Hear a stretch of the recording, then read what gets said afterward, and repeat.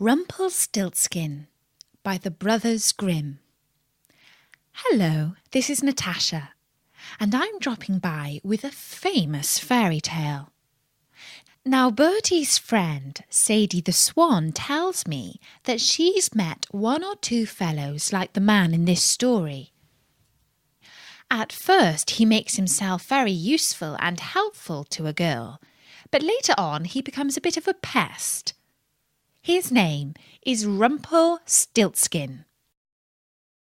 Once upon a time there was a miller who was very poor, but who had a beautiful daughter.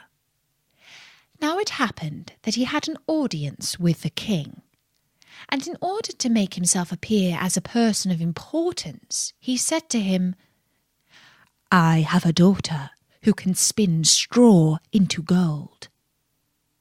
The king said to the miller, "That is an art which pleases me well. If your daughter is as clever as you say, bring her tomorrow to my palace, and I will try what she can do."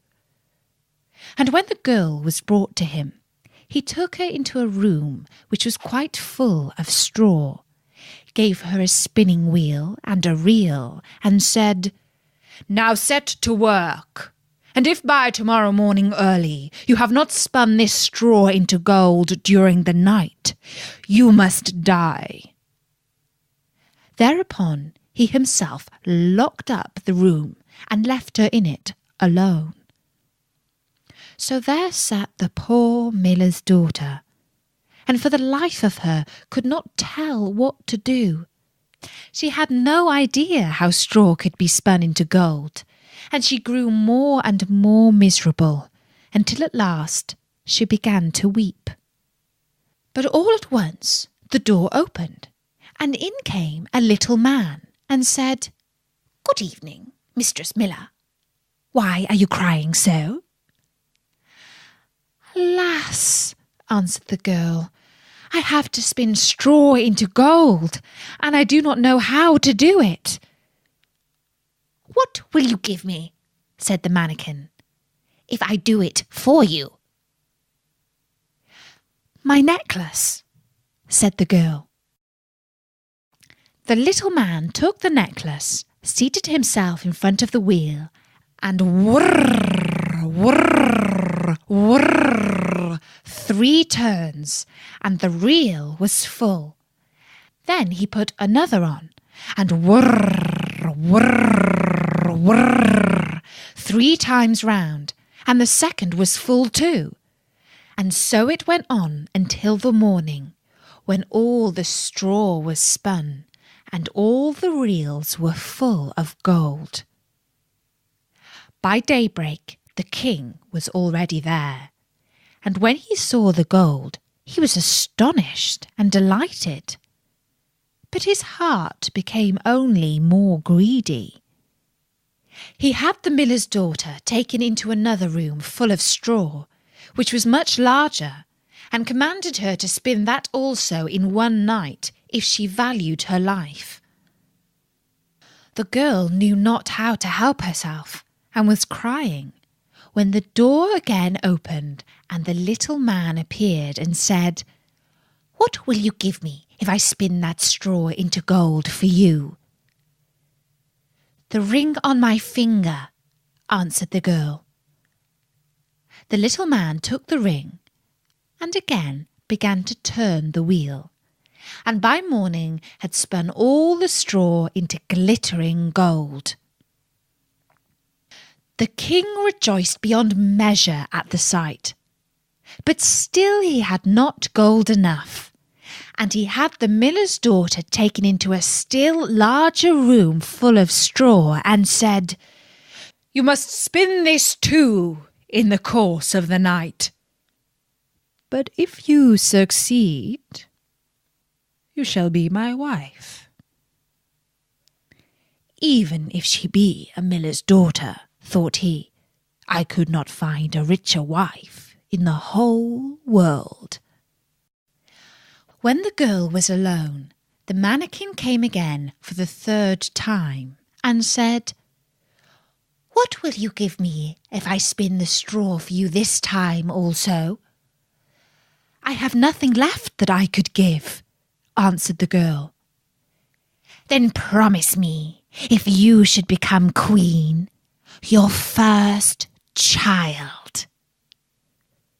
"Who knows whether that will ever happen?" thought the miller's daughter, and not knowing how else to help herself in this strait, she promised the mannikin what he wanted, and for that he once more span the straw into gold. And when the king came in the morning and found all as he had wished, he took her in marriage, and the pretty miller's daughter became a queen. A year after, she had a beautiful child, and she never gave a thought to the mannikin. But suddenly, one day, he came into her room and said, "Now give me what you promised." The queen was horror-struck, and offered the mannikin all the riches of the kingdom if he would leave her the child. But the mannikin said, "No, something that is living is dearer to me than all the treasures in the world." Then the queen began to weep and cry, so that the mannikin pitied her. "I will give you 3 days," said he. "If by that time you find out my name, then you shall keep your child." So the queen thought the whole night of all the names that she had ever heard, and she sent a messenger over the country to inquire, far and wide, for any other names that there might be. When the mannikin came the next day, she began with Caspar, Melchior, Balthazar, and said all the names she knew one after another. But to every one the little man said, "That is not my name." On the second day she had inquiries made into the neighbourhood as to the names of the people there, and she repeated to the mannikin the most uncommon and curious. "Perhaps your name is Shortribs, or Sheepshanks, or Laceleg." But he always answered, "That is not my name."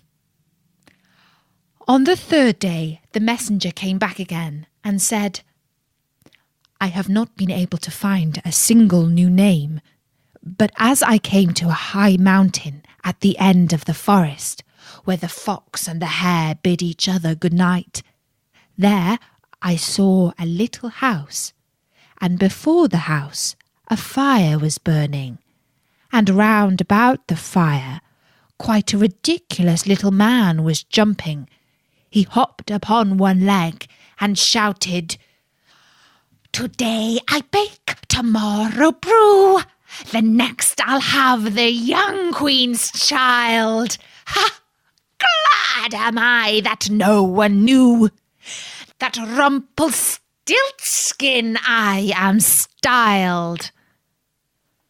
You may think how glad the queen was when she heard the name, and when soon afterwards the little man came in and asked, "Now, Mistress Queen, what is my name?"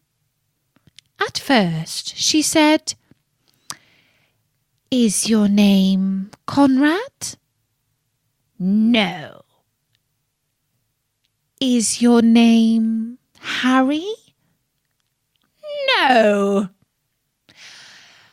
"Perhaps your name is Rumpelstiltskin?" "The devil told you that! The devil told you that!"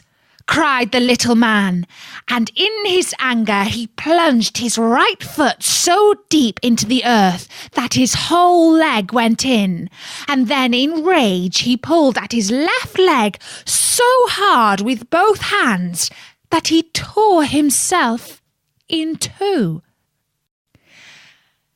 And that was the story-nory of Rumpelstiltskin by the Brothers Grimm. And make sure you never get into a rage like that. But you would never be as naughty as Rumpelstiltskin, would you? So, until you drop by next time at storynori.com, from me, Natasha, bye-bye!